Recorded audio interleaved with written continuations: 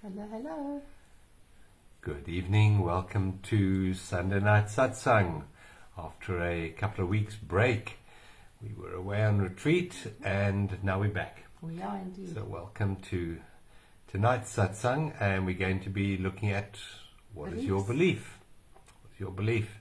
Maybe we'll look at what's the difference between belief and faith. We might touch on that as well. So my name is John Homewood, and this is Michelle McLennan. Michelle. Yes, so welcome. If those of you who haven't been on this before, please press the like and the share button, and also visit our website at journeysofawakening.com. And tell us where you are, where you're from, if you haven't been here before. Yeah, let us know where you're watching from. Mm. We like to see who we're talking to.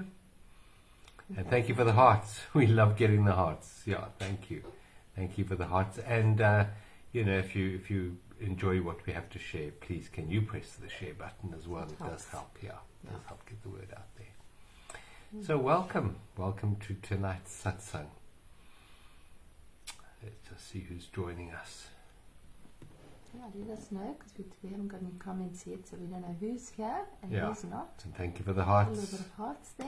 Thank you for the hearts. I can see a picture of someone standing on a beach or on rocks next to the sea, but that's as far as I can see. Yeah, we can see Claire Cockett, I think, is there. Yeah. Hello, Claire. Yeah, so we missed you for the last couple of Sundays, but we're back. Here we are. So let's just settle down into the chairs where you're sitting or wherever you're lying, maybe, listening to this. It's all beautiful. It's all perfect. And this is really the just planting a seed for the coming week. That's really what these sessions are about. It's entering a state of stillness and peace and gathering together collectively in a field of community, in a field of love, before we move out into the new week ahead. And at the end of the evening, as usual, we'll give you an affirmation which will help to guide your mind, center yourself for the coming week. So settle back, and you might like to close your eyes for this exercise, but you don't have to. Before you close your eyes, though, let's just do a short exercise here. You might like to just look around the room that you are in right now and look at all the stuff. You've got lots of stuff in the room, and you might have books, you might have ornaments, you might have pictures. Just look around them and just notice the stuff in the room. Notice the stuff in the room. Hello, Alison. Hi. And just be aware of the history that each one of those items has. Each one of those items has a story. And it has a beginning. It has the moment when you acquired that particular item and brought it into the room and placed it wherever you placed it in the room. So it has a beginning. And we would, many of us would define ourselves by the stuff that we have, because it becomes me. It becomes my book, my ornament, my photograph, my family, whatever. And so there is a sense of self invested in the stuff in the room that you're in here and now, right now. But there's something more fundamental than the stuff in the room, with stories attached to them and with a sense of me attached to those stories. And that is the space of the room. So just for a moment, become aware of the space of the room. Now, in truth, this space wasn't ever acquired. It doesn't have a story. The walls, maybe, containing the space, creating the room, has a story, has a beginning, has a progression of experience. But the space that the walls contain, has always been. Doesn't move, doesn't progress. So now, just keeping that in mind, just gently shut your eyes. Take a deep breath in. And a beautiful, lovely, surrendering, long breath out. And in this moment, become aware of the things in your mind. Become aware of the stuff in the mind. Maybe pictures, maybe words, maybe there are feelings in the body even. And these things in the mind all have stories attached to them. They all exist in time, in the horizontal plane. They all have beginnings, middles and ends. As they progress through your awareness. And we have a great sense of self invested in our thoughts, in the content of our minds. Me, mine and my. We have ideas of not good enough, or ideas of good enough. There may be certain things in the mind which create the emotional experience of things like grief, or gratitude, or guilt, or regret, or anticipation. Let's be aware of all these things in the mind, all these objects in consciousness, as they float through your awareness in this moment, here and now. In the same way that the film in the cinema passes in front of the light. All these thoughts, all these things. Now let's become aware of the space. The space in your awareness that holds all these thoughts, all these ideas.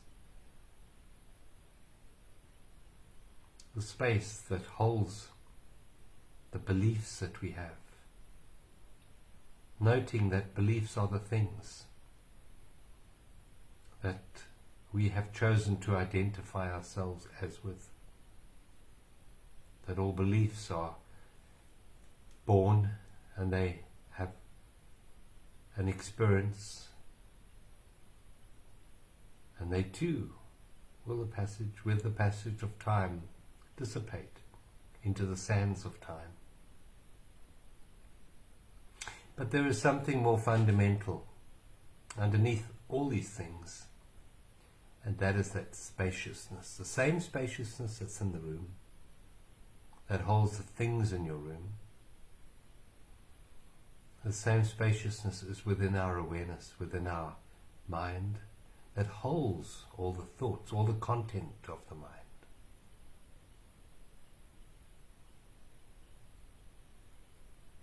And it's eternal. It has no beginning, it has no end. It is timeless. It is what might be called the vertical plane, the depth of life, rather than the story of life. It is like that light at the back of the cinema that just shines as all the content of the film passes in front of it.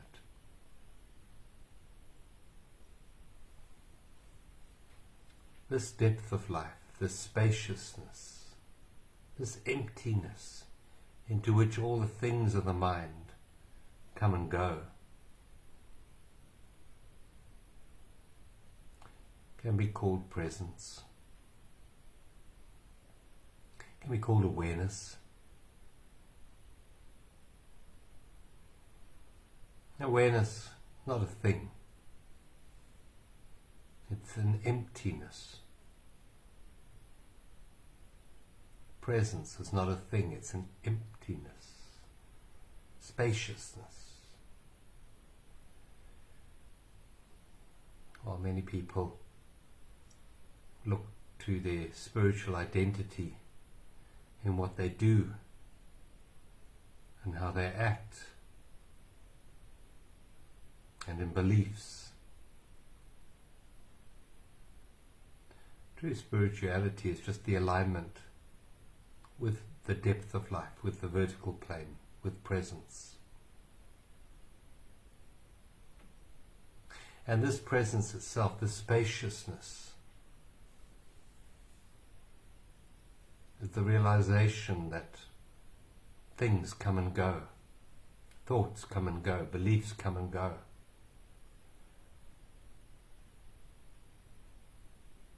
But the essence of I is eternal.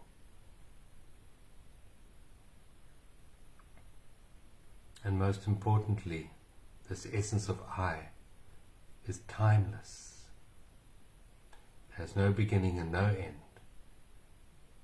It doesn't move anywhere, it doesn't grow, nor can it be diminished.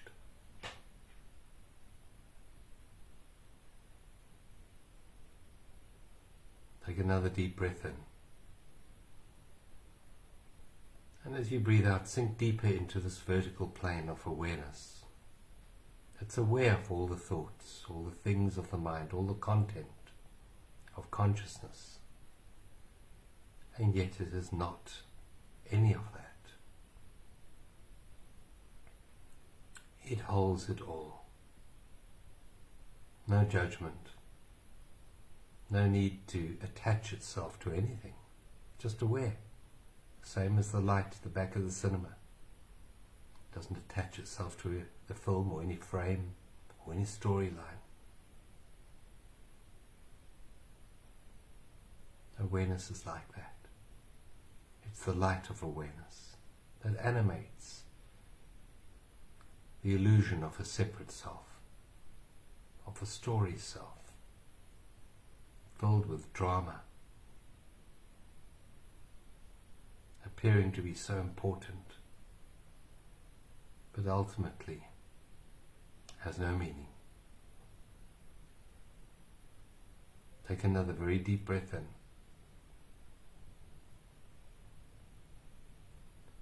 Long breath out, and just sink deeper into this presence and see if you can experience directly the peace of this moment here and now. The peace that transcends all story, all time. The peace which is the depth of life itself.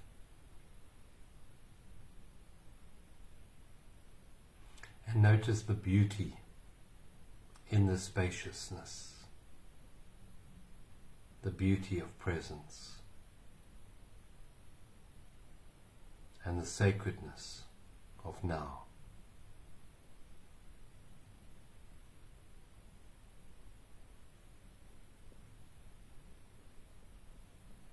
The stillness is the true I.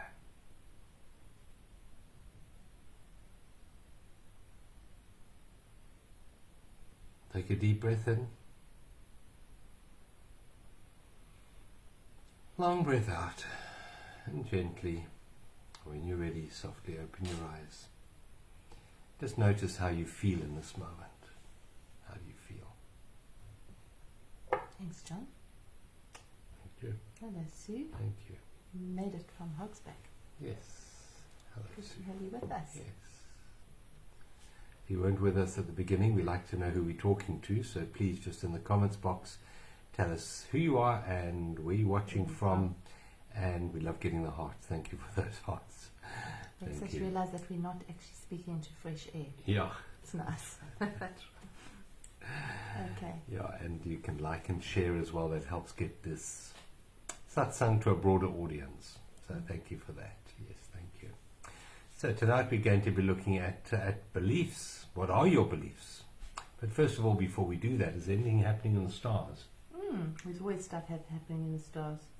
Yeah, we're heading towards a full moon on Thursday in Libra, and sun's still in Aries. And we've actually got a conjunction happening, which means that there's a bunch of planets together, and it's going to be the Sun and Jupiter and Chiron. And so there is the belief kind of subject coming up. What do you believe? Jupiter is the planet of beliefs, and it's very close to the Sun right now. And so very often when that happens, we'll ask the bigger questions. We'll try and get a bigger perspective. We'll try and find the higher answers. And there's an opportunity with these alignments to heal. I would say to heal the illusion of that which isn't us. Because often we go about doing self-discovery and healing and all of that, and we don't quite know what we're healing. And so it's a broader context of what are we actually healing. When we look at self-discovery or self-esteem, what self are we healing? What are we actually healing? And that's what's coming up this week. So there's a lot of energy, and there's also quite a lot of revolutionary energy with this Aquarius thing, Pluto going into Aquarius, and you'll see that there's a lot of rebellion and huge riots all over the world for all sorts of things, where people are standing up for people. That's what's happening with this Aquarius thing. Aquarius is the people, the community, standing up and saying, no, this hasn't been working. This isn't working. We actually are a community. We're a collective. So there's a lot going on. Yeah. Exciting times. Very. That old Chinese curse, may you live in exciting times. Well, we're sure going through exciting times. That we are. And there was a teacher 2,000 years ago that implored us not to build our house on the shifting sands of time. He said, build deep and build your foundation on that rock. And that's the rock of the vertical plane that we're talking about. And that will give us the resilience to move through these times of transformation. If we're anchored in the reality rather than the story of life, we will find it far more pleasant to go through these times of transformation, that's for sure. And it is a time where we get to actually stand in our own power as beings of light and say, okay, how do we want to be in the world? How do we want to radiate our light out into the world? What are we prepared to commit to, actually? And that can mean taking risks. It can mean trusting in the unknown, because it seems that there are very few signposts at the moment. There's just a sense of moving in a direction, and then you're not quite sure where that direction is going to go to, but you know you're moving in a direction. And so this evening's subject of belief and faith and trust, what are we trusting, and how do we trust moving forward when we're not sure of what that outcome is? Yeah. Because it seems to be a theme with most of the people that I'm speaking to. Yeah. Most people are in that state of flux. It's a state of not quite knowing, but being led moment by moment, intuitively led and guided. Yeah, it is that. And that ties very much into beliefs, to be guided intuitively as to which beliefs are working for you and which beliefs are not working for you. You know inside yourself that this particular pattern of thought is not, in fact, for your highest benefit. And it's to recognize that. It's in the recognition of the beliefs that we find the freedom from that belief. So what are beliefs? What are your beliefs? And where did you get your beliefs from? And are your beliefs all true? And will they ever change? These are all the questions that we're going to be looking at this evening. Yeah, because very often beliefs are held to be quite sacred. You ask somebody what you believe in, and they very earnestly will say, I believe in this. And when we start to question those beliefs, illusions start to appear and delusions start to appear, because now you're not quite sure if that belief's actually true or not. It might have always been true, or you might have thought that it was true. But what actually is a belief? Is a belief the truth, or is a belief a thought? And you find that all beliefs are thoughts. That's what they are. They're thoughts. And there's nothing wrong or right about a belief. I say it's beliefs are maps of reality. They're the filter that we have that may help us make sense of what the world is going on around us. And there's nothing wrong with having maps. But the problem comes is when we believe the map to be reality. That's the illusion. No map is the actual terrain in which it is purporting to represent. It's just a map. That's what it is. And it's no good judging a map and saying, is this map true, or is this map false? Because no map is true. No map is reality. It's just a representation. It's a map of reality. And so maybe what we should be doing here is looking at our beliefs as maps and saying, well, a map is good in that it takes you where you want to go. So where is it that you want to go? What is your sort of outcome, your destination? And do the current maps take you there, or do they block you from reaching that destination?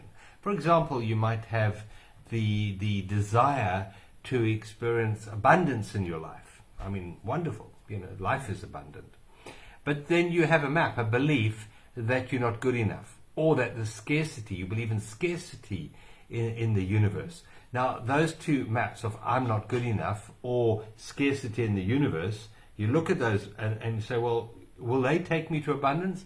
And the answer is no. That's the wrong map. That map isn't going to take you where you want to go. So it's always to look at what is it you want to experience at the highest level, which is normally in your heart.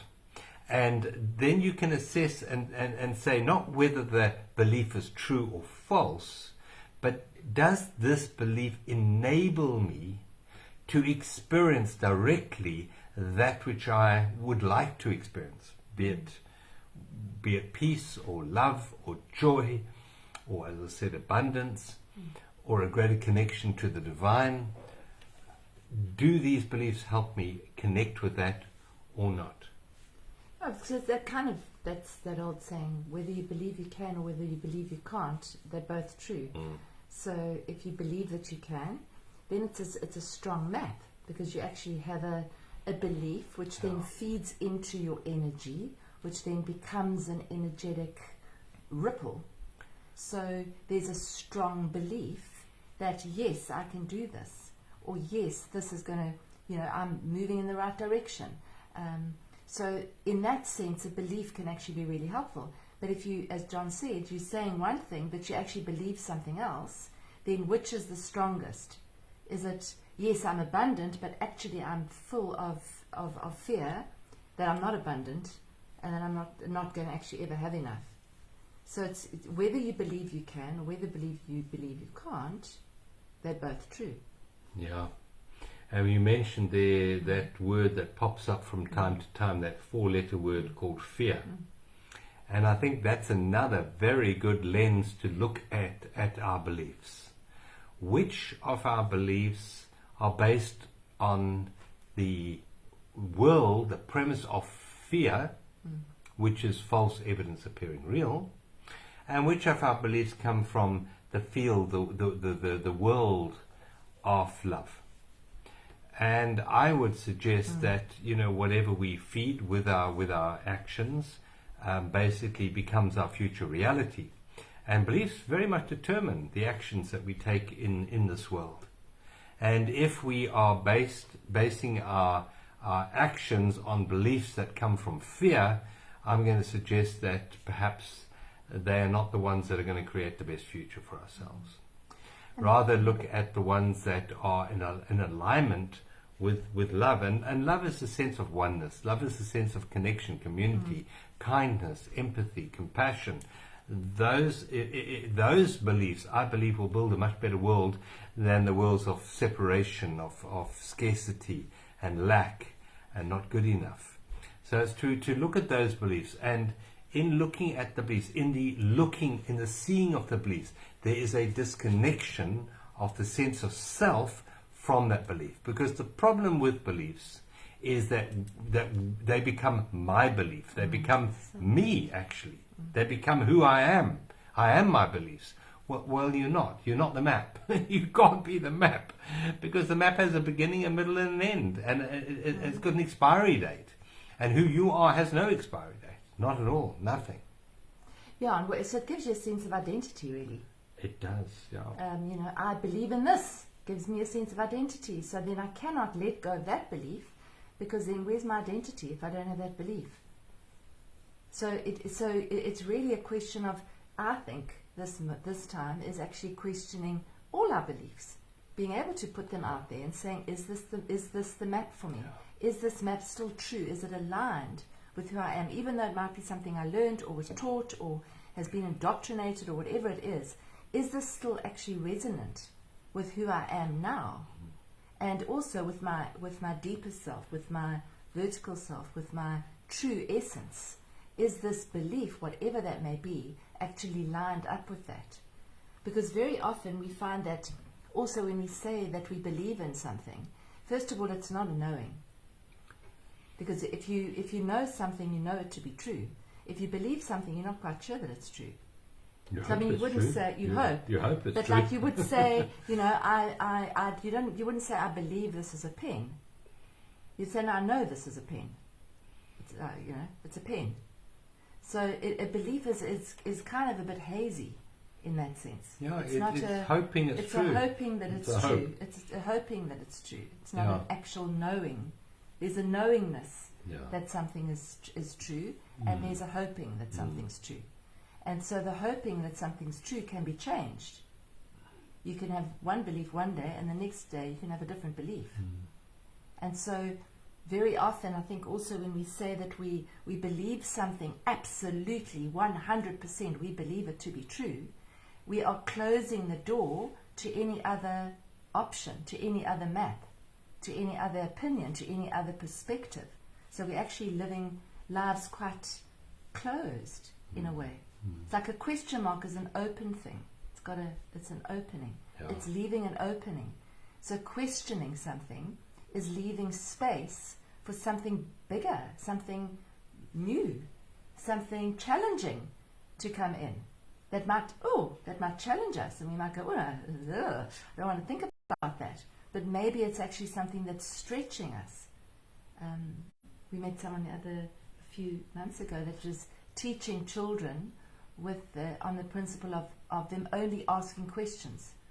That was the basis of his teaching of the kids. School. Yeah, that was the school. Yeah, just I think to it's ask an questions. amazing idea. The kids ask questions. That's it. And he asked questions. He asks questions, and the kids then go and have to find out the answer or tell them what the answer is. Correct. Yeah. So are you questioning, or are you just sort of sitting with stuff and parroting them day after day? This is what I believe. Yeah. If someone said to you, "What do you actually believe? What do you believe? What do you believe to be true?" And then that brings in faith as well, doesn't it? And the process of awakening is to deepen our faith, but to question our beliefs. Yeah. And to be willing, to be open to dissolve the attachment or the sense of self that we have to every single belief that we have.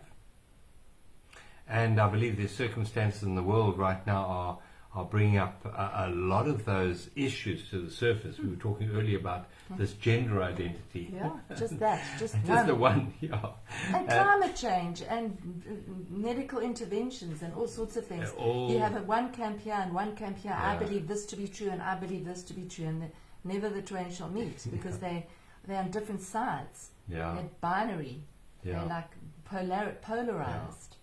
And really, an intelligent way is to accommodate counter narratives in your awareness. I mean, they say all truth is in paradoxes, and it means that we can't be binary in our beliefs. We can't be this way or that way. We have to be the awareness behind that, be behind the beliefs, behind the stories that we're telling ourselves. We have to be that stillness, which is what we did in the opening meditation. And the question, quite obvious here for you is, where did your beliefs come from? Think of your really fundamental beliefs, the ones that you believe to be true. Where did you get them from? Where did they come from? Did they come from scientific research? Well, we've been through a couple of years now where science doesn't seem to be infallible. Let's put it that way. It seems to be very manipulated by particular financial or political interests. So, well, if your beliefs are based on science, I'd say, well, I would definitely be open to challenging whatever belief it is that's based on science. because science is a process of evolution. But most people get their beliefs not from scientists, but really from figures of authority. And the first figures of authority that we have in our lives generally are parents. They generally are. And they have certain fixed beliefs, maps of reality. And we come along and they are our figure of authority. We respect them. And so we take their map on board. And that map then becomes me. It's my map. Well, it's not your map, it's actually your parents' map. And then you say, well, I can't actually give up that map because the person who gave it to me, I respect. And if I dumped their map, then it would be an act of disrespect to them. And I'm going to say, no, that's not true. Quite often the maps that your parents gave you were given to them by their parents, and the chances are that their parents are dead. So who are you disrespecting by holding on to maps as if they were true, as if they were you, when in fact they're just maps? That's all they were. That someone else picked up somewhere in the past and decided to carry on and bring it forward to their children, for example. Yeah. So I would question, and I would feel free to question any belief that you were given by your parents. And I do not believe that you are disrespecting them. And I would suggest that you are respecting the innate intelligence that your parents gave you by questioning all maps that were given to you by your parents or any particular authority figure. We know in universities that science doesn't progress by discovery. It progresses by generations, by the death of professors. And what happens is that people tend to hold on to a particular worldview or belief until a professor dies. Then, and only then, are new students able to come in and say, well, let's change that paradigm. So science progresses like a stairway rather than a line going upwards. And that's because of beliefs, because we hold on to belief that we received from, for example, in universities, from the professors above us, that we respect, and we have to have that belief because otherwise we're going to disrespect them. And if you think of someone like Carl Jung, for example, him and Sigmund Freud worked very well together and did a lot of discovery and pioneering work in the area of psychology. But eventually Jung realized, no, hang on, this path that Freud is on is not in alignment with my true, authentic knowingness. And Carl Jung was able to trust his authentic knowingness and discard the maps that Freud, who he respected, had given him. And he wasn't disrespecting Freud by discarding those maps. He was honoring, rather, his true, authentic inner knowing by opening himself up to new maps. And thank goodness he did, because I think he benefited mankind immensely in that openness. I think the last few years have led people into this place, many people, where they're questioning. They're questioning the narrative, they're questioning the government, they're questioning whether the government really cares about them like they may have thought it did. They're questioning the banking systems, they're questioning everything. This is secure. Oh, and then the bank's closed. This is happening, but now it's not happening. So that's been happening for a very long time. But as we move through these awakening times, it's becoming more obvious. And all you have to do is open your eyes to see that. So that's led us to a point where people are standing up and rebelling and saying, no, we don't actually believe this. This is not true. What you said was not true. So now we're actually saying, no, hang on a sec. There's something else. So it's actually us taking responsibility, I believe, to question beliefs. I think that's actually part of our maturing into awakened beings, is to not be led by our noses, but to actually just question it. And sometimes that's difficult because it's a kind of a comfort zone to believe something with all your heart. But when you start to unravel it, the house of cards starts to fall down. Because very often in the foundation, if you take one little stone out of the foundation, the whole house falls down. And Saturn moving into Pisces, which has just happened, is asking us to question our illusions and to actually look at the foundations and say, are they secure? And if I remove that little brick, what's going to happen? So it's to be brave enough to do that. And that's what the astrology of this time is. Where's our bravery? Where's our courage? Are we prepared to stand up for what we know to be true? Not necessarily what we believe, what we know to be true, which comes from a deeper place. And that's discernment, that's real discernment. When you can look at something and say, no, yes. And there's no proof.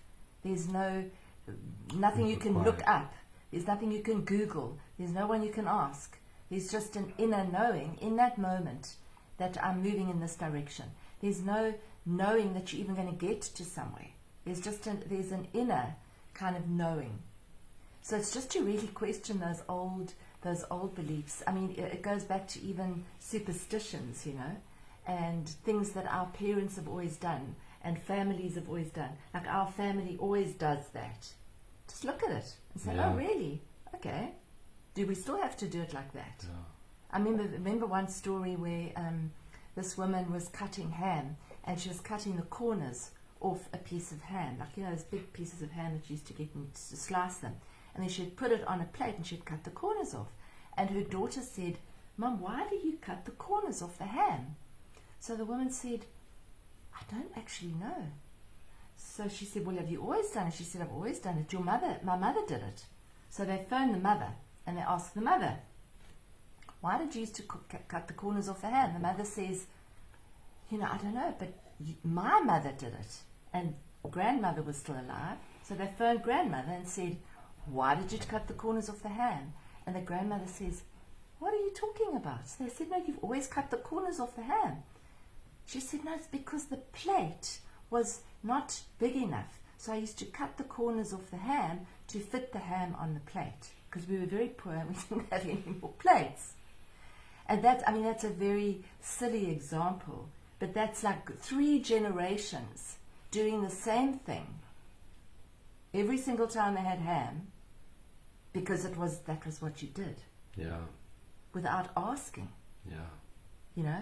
I remember my mom used to say, don't put your shoes on the table on a Friday, or she had an Irish mother. On a Friday? So my mother said, never put it on the table, no matter what day of the week it was. But don't cut your fingernails on a Sunday. I mean, there were all sorts of things, which they were superstitions, and they might have had some reality at some point, but it carries through with you. But what you're saying there is that the reason we hold on to beliefs quite often is not because we intuitively feel they're true. No. It's because they help us feel connected to a broader community. Yeah. So that if I didn't have these beliefs and if I didn't uphold these beliefs, I would be excommunicated by this particular community. So we hold on to dysfunctional beliefs because we want a sense of belonging. And I'm going to suggest that now is the time to reassess those communities that no longer are in true resonance with our inner knowing. Now is the time to form new soul groups, to even let go of the need to belong to family groups, to close family groups. Give up the need to belong. It's the need that's the prison for it. If we choose to be with certain family members, that's wonderful. But also if you choose not to connect to those who you feel intuitively are not on the same page as you, that's fine as well. So often just remember that we hold on to beliefs because it gives us a sense of self. A greater sense of self is me and mine, me and my family, me and my tribe, me and my religion, etc. When we need now, I believe, to listen to this true, authentic voice inside us. Yeah. Who is the authority in your life? Is it your parents? Is it your teachers? Is it the government? Is it the medical doctor? Who is the real authority in your life? And I'm going to say it's not outside of us. Our real authority is not in anyone outside of us.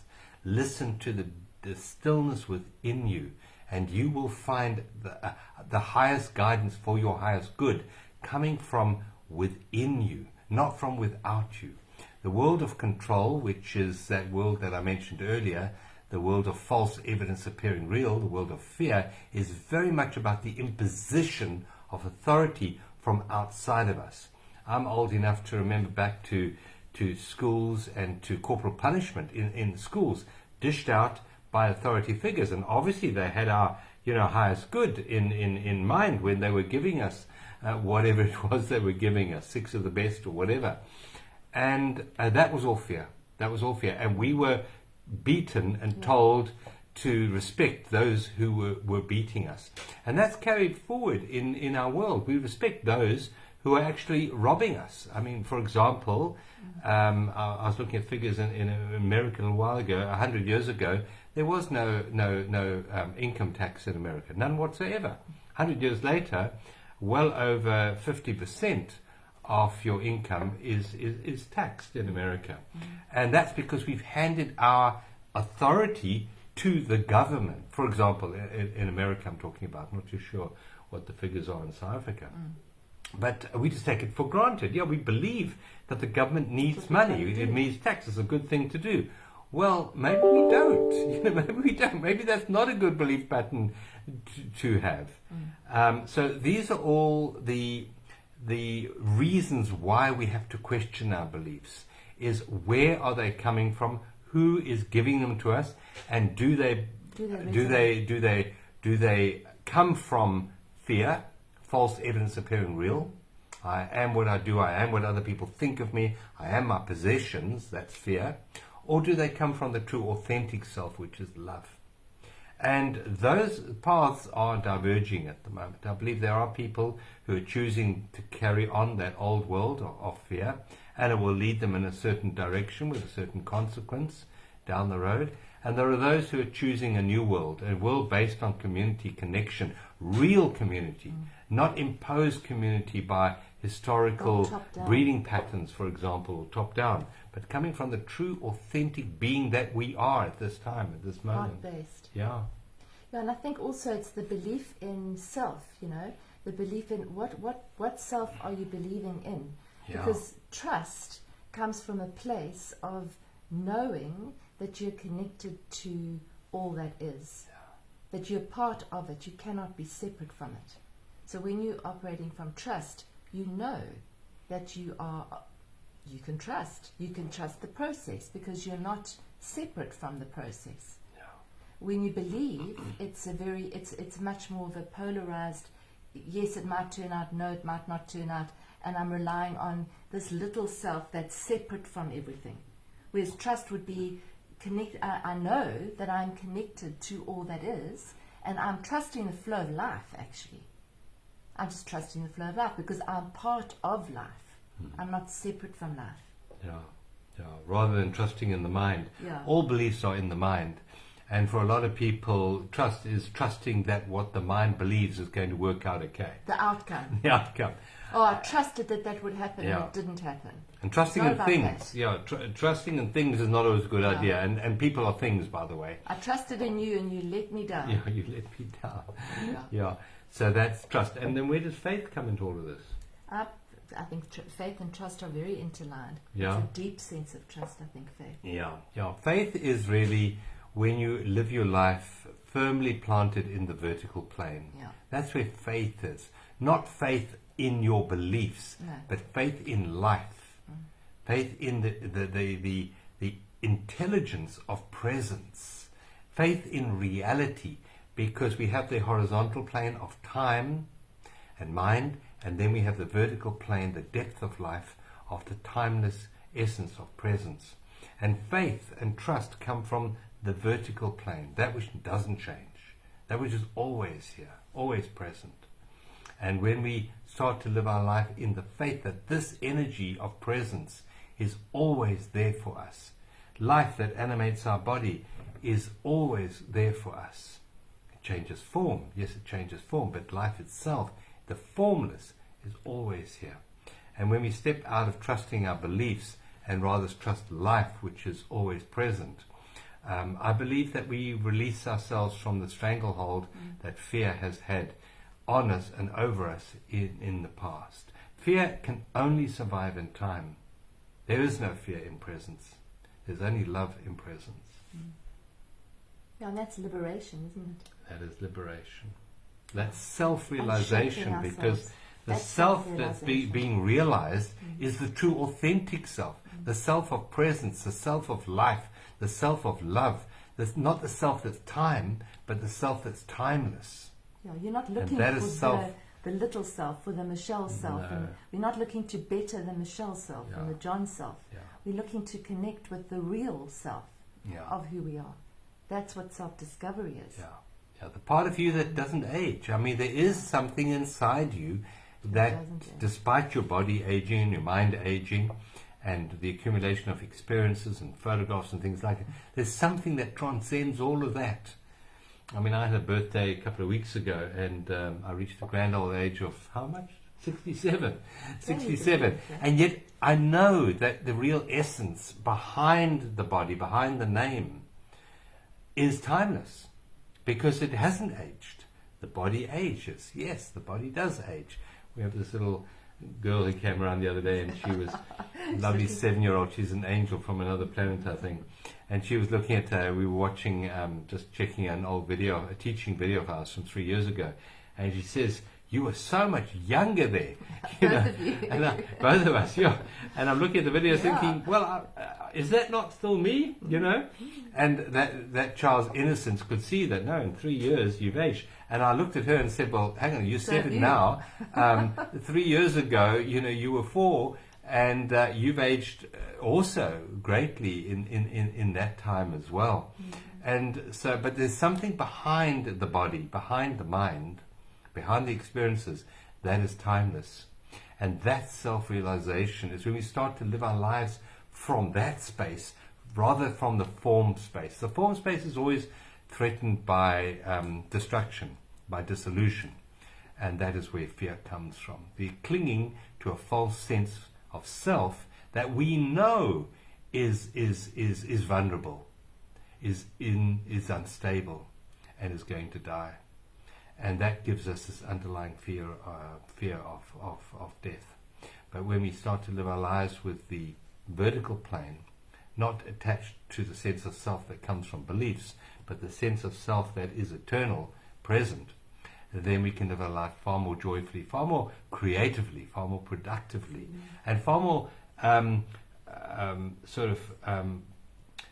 more positive contribution to the betterment of all mankind. You find that those who really help uplift humankind are those who live their lives with a greater sense of presence, rather than trying to achieve something in the egoic mind and in the sense of personality. Yeah.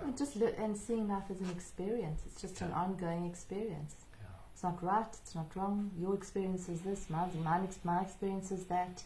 And you're growing and you're questioning and you're expanding. For me, that's a great way to live, because you don't confine yourself to little boxes.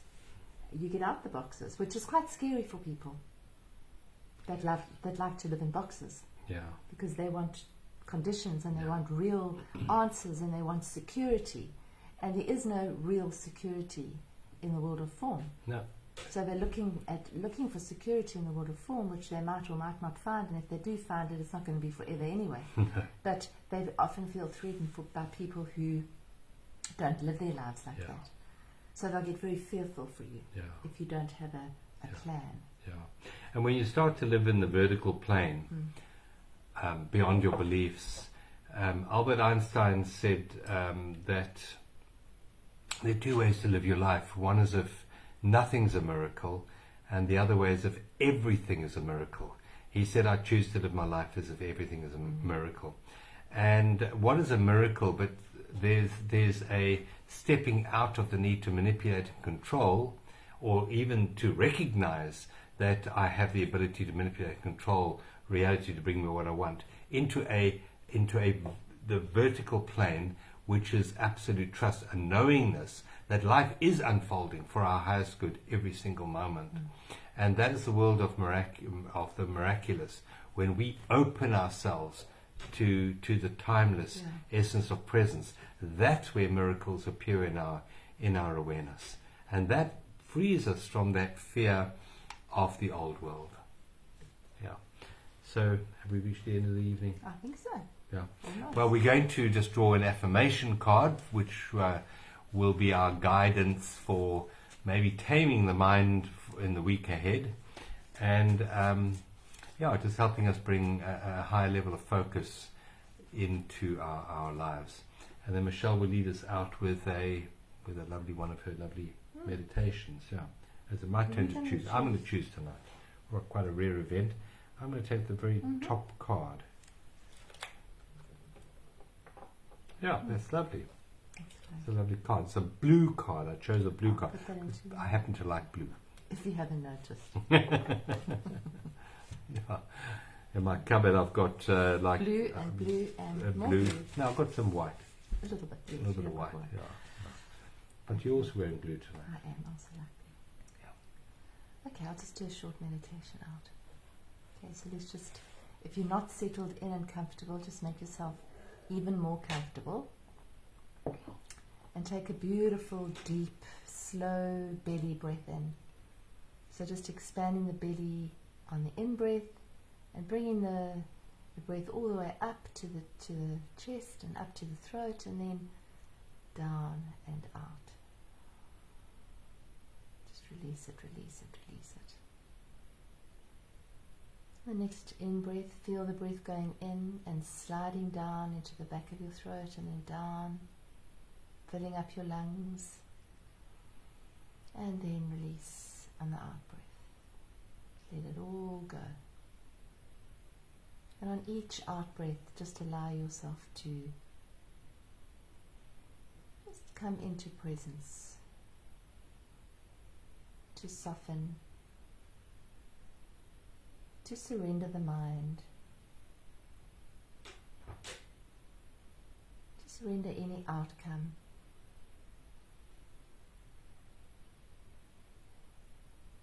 Just to gently flow into this moment.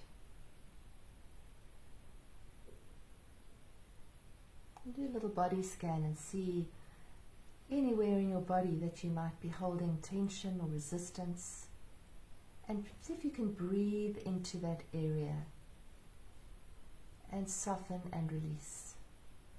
Allow those knots of resistance to just dissolve under the loving presence of your awareness.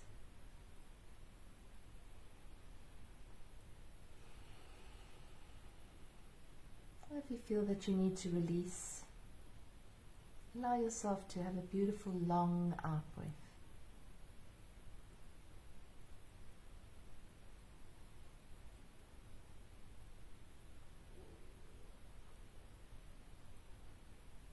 Imagine a beautiful healing, mother of pearl healing light coming in through the top of your head. And gently swirling around your face and your head. Gently softening your eyelids, smoothing the worry lines in your forehead, softening the muscles around your nose and your mouth, softening your jaw, allowing your head to be soft and relaxed. Allow this beautiful mother of pearl healing light to come down through your neck now, relaxing the neck. You could maybe move it around a little bit, allowing the neck to just be fluid.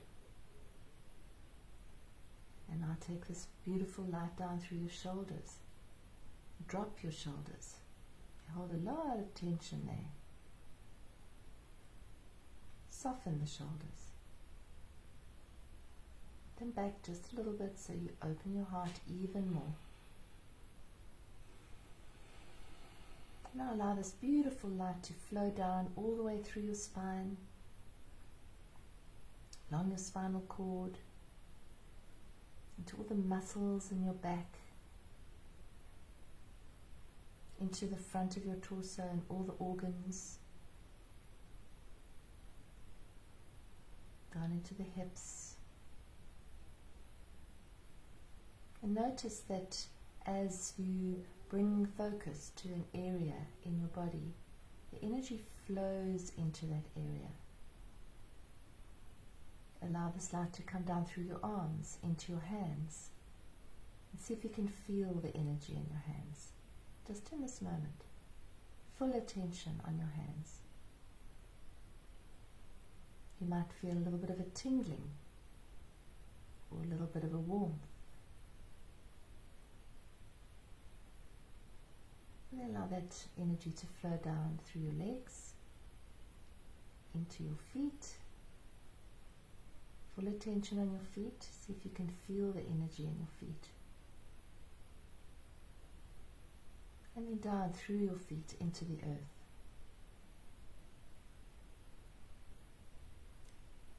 Knowing that as you do this, you are clearing. You are helping energy to flow through you. You're being connected with Father Sky, with Mother Earth. And you being the conduit.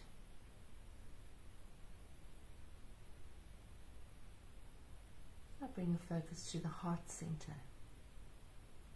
As you breathe into the heart center, allow your heart to just relax and open.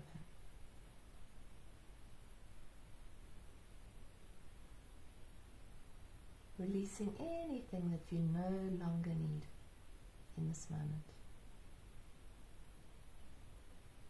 And just drifting into a very quiet, peaceful place.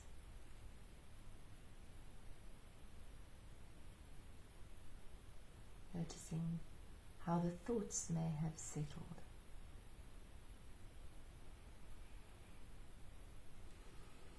And notice moments of peace that are always there in the background of your awareness.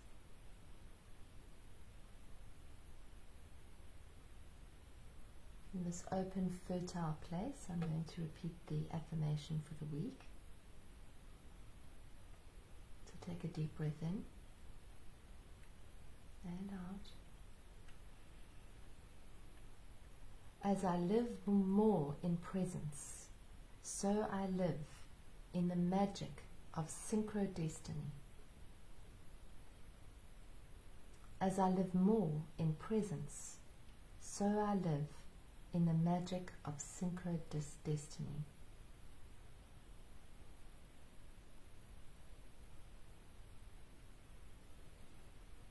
Knowing that really all we need to do is show up in presence and feel the flow of the river of life leading us, and trust that flow. And magical synchrodestinies do happen in that state when we allow the flow. So this week, setting the intention to allow yourself to flow more fluidly with life, to trust life, trust that you're being led exactly where you need to be, that you don't need to struggle, you don't need to fear. It's all okay. And you are exactly where you need to be right now.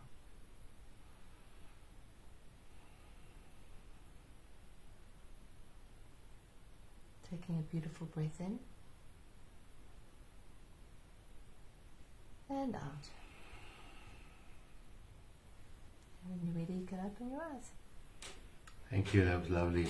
That really is lovely. And people often ask, how can I change my beliefs, those old entrenched beliefs? And I say, through the power of affirmation, because what are affirmations but new beliefs that we are choosing to start embedding in our neurology, and they become true for us, absolutely. So tonight's one is, as I live more in presence, so I live in the magic of synchrodestiny. And that is the way, the real way, to live our lives in this flow.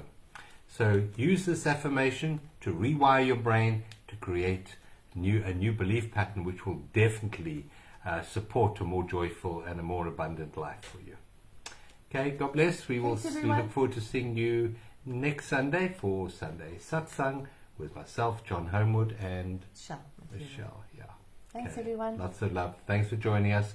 And please press the like and the share button. And if you haven't subscribed to our channel on YouTube, please do so. Thank you. Lots of love. Everyone.